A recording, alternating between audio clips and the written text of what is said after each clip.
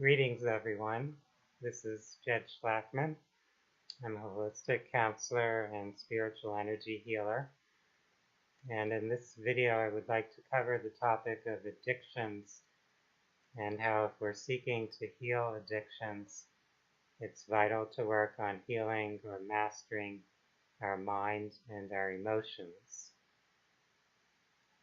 Whatever addictive pattern, behavior, or process that's occurring in our life, it tends to be very much deeply connected to or intertwined with imbalances or unresolved issues in the emotional and mental levels of our consciousness.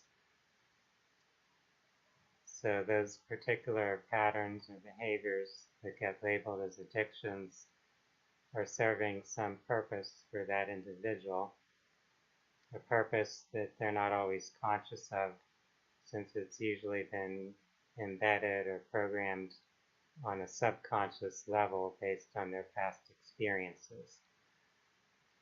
So whatever addiction you may have may help you escape or find relief from some type of pain or suffering, from some undesirable feeling or state.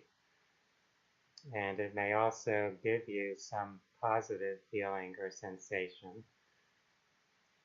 So you may have a behavior or a substance addiction that gives you a feeling of being energized or excited or high, so to speak. You may also find something that helps you numb yourself, that helps you go into a state of relaxation or disconnection. So the roots of those addictive patterns tend to involve those emotional states and sensations.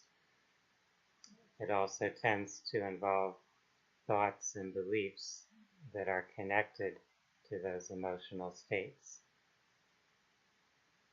We also can, in a sense, be addicted to the emotional state itself, rather than just being addicted to a particular behavior or substance that triggers that state.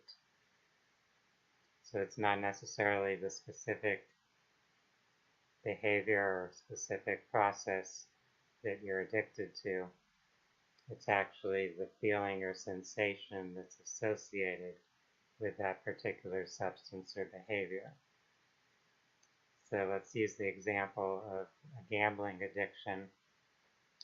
When the person goes to gamble, their attention is focused on that activity, on trying to win at whatever gambling activity they're involved in. So in one regard, it can help take their mind off of other things in their life. So for the time they're doing that, they may forget about difficulties in their relationship, in their workplace.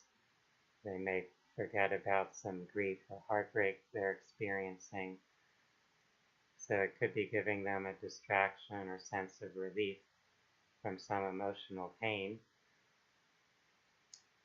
Also, the gambling behaviors tend to be connected to a feeling of excitement, this feeling you get when you win or succeed in that activity. So if a person has this strong desire, this need or way of seeking that sensation of being a winner, then the gambling activity will be quite appealing, because there's always a potential in that activity to have that experience of being a winner, even though it may happen only rarely or occasionally. Just the memory that you've had even one experience of winning pushes you forward to keep seeking that same sensation. So there's that feeling of excitement and that potential strong high level of energy or emotion that may come. And subconsciously, you're looking to recreate that. So is the solution to just tell yourself that no, you're never going to gamble again?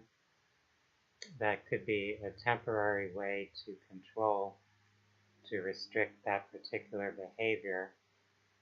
However, that subconscious desire for those emotional states is still there within you, and there's a significant likelihood that you will either find some other addictive pattern or behavior to play that same role, that same coping mechanism, or you may relapse back into that same type of addictive pattern, that same behavior. These are common themes among people who are struggling with addiction. So for a long-term solution, for a lasting resolution of the addictive pattern, it's really important to work on getting to a deeper part of yourself, to really work on healing or resolving any emotional pain that you carry within you and any imbalanced desire for seeking an adrenaline rush or excitement. So to find more of a balance or harmony within our own being, where we're not seeking something external to compensate or fill in for what's out of balance within ourselves.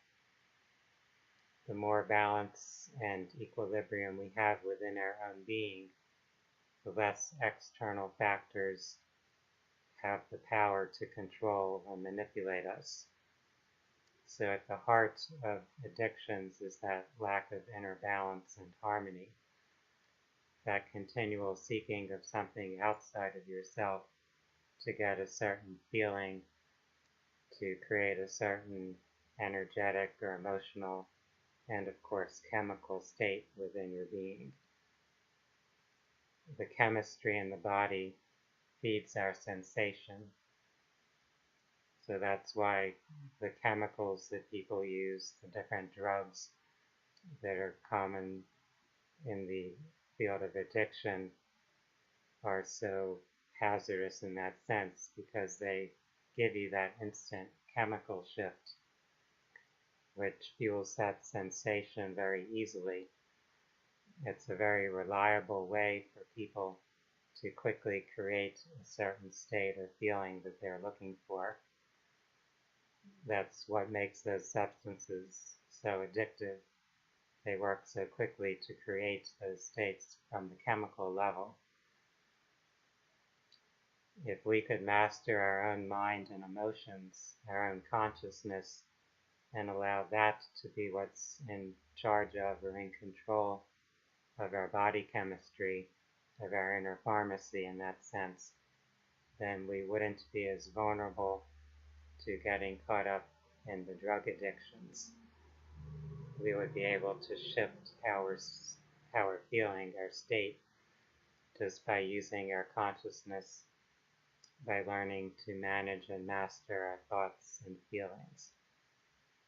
So things like mindfulness and meditation, yoga, breath work, spiritual studies and spiritual practices, these are all powerful tools and resources for those who are working on overcoming addictions, because it's really about transforming yourself, bringing yourself more into harmony with your own spiritual essence, with something that brings more balance and wholeness to your being.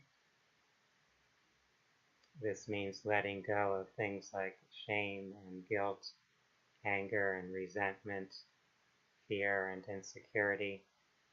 So releasing those emotions as well as the belief systems that you've created that fuel those feelings. This is where the personal growth work, the spiritual development, becomes very important. So I encourage all of you who may be seeking to work on breaking free of your own addictive patterns or assisting other individuals or groups in breaking free of addictions to perceive this holistic perspective, to understand how vital it is to get to the core of these mental and emotional patterns, to heal things from that level so that we're not struggling on the behavioral level to control addictions. If we just work on that behavioral level, it's going to be much harder to really resolve or break free of those patterns.